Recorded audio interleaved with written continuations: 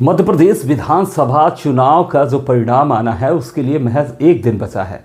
बीते रोज की बात करें तो कुछ बड़े मीडिया हाउसेस के द्वारा जो एग्जिट पोल सामने आया उसने उथल पुथल मचा दी। राजनीतिक दलों की बात छोड़ दें तो आम जन भी इस एग्जिट पोल से, कुछ मीडिया हाउसेस के एग्जिट पोल से पूरी तरह से चौंक गए। चौंकना भी वाजिब था क्योंकि आंकड़े ही कुछ ऐसे दर्शाए गए। विश्वसनीयता उनकी रही है पहले, वह भी अपनी जगह माना जा रहा है, लेकिन ये बड़े खिलाड़ी मीडिया हाउस के कहीं इस बार अनाड़ी तो नहीं बन गए। अनाड़ी क्यों बतलाया गया उसके लिए हम सीधे भोपाल रुख करेंगे। भोपाल से हमारे वरिष्ठ पत्रकार संदीप पौराणिक सर हमारे साथ जुड़ रहे हैं, जिनका मैंने कुछ देर पहले इंडिया इंटरव्यू में उनका एक इसी बात को लेकर जुमला सुना था, जिन्होंने एक गाना याद किया और उस गाने को दोहराया जो वो 7 दिन फिल्म का था। सीधे संदीप पौराणिक सर से ही बात करेंगे कि आखिर अनाड़ी का खेलना खेल का सत्यानाश आपने क्यों कहा है, क्या वजह है और क्या नज़रिया है आपका इस पूरे एग्जिट पोल को लेकर के। मध्य प्रदेश विधानसभा चुनाव को लेकर एग्जिट पोल जब से आया है तब से मन में एक सवाल उठ रहा है और बार बार वो 7 दिन एक फिल्म आई थी जिसे शायद आप लोगों ने भी देखा हो। ये अनिल कपूर और पद्मिनी कोल्हापुरी की थी। इसमें एक गाना था, अनाड़ी का खेलना खेल का सत्यानाश, पटरी हो खराब तो रेल का सत्यानाश।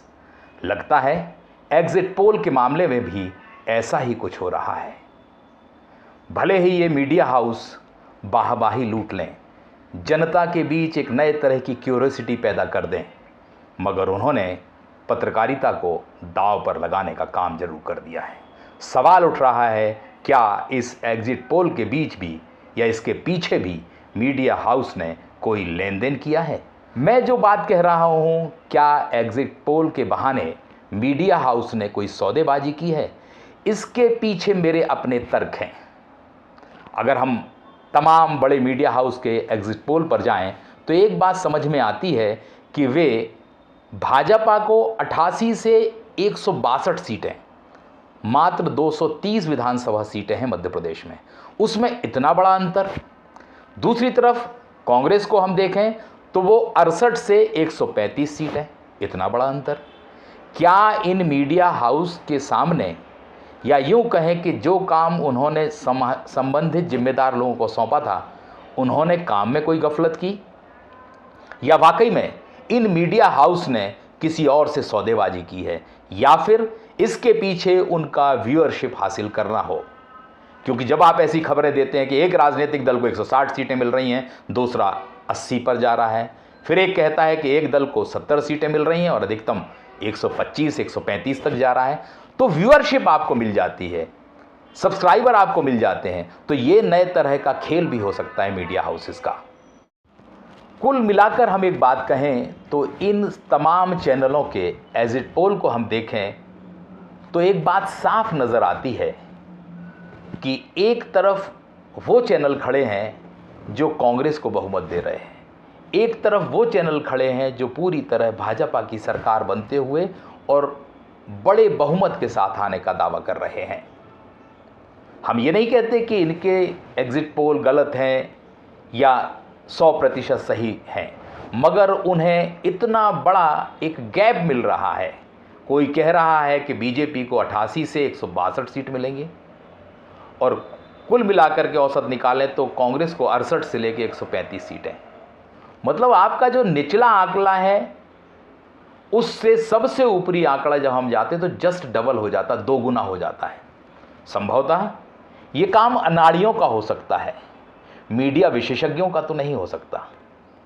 क्या वाकई में इन चैनलों ने कोई सौदेबाजी की है या अपने व्यापारिक लाभ के लिए सब किया है?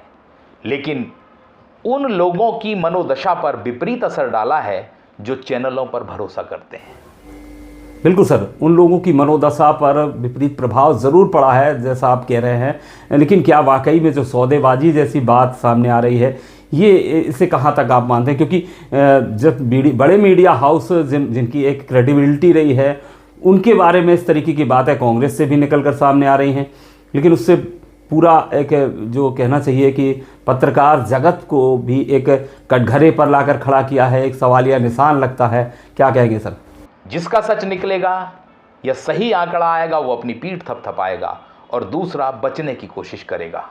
वो ये बताएगा कि हमने तो, उदाहरण के तौर पर आज तक का जो वीडियो वायरल हुआ है वो यही कहानी है, वो यही बताने की कोशिश है, अपने चेहरे को सेव करने की कोशिश है। वो कोशिश कर रहे हैं कि किसी तरह उनका चेहरा बचा रहे।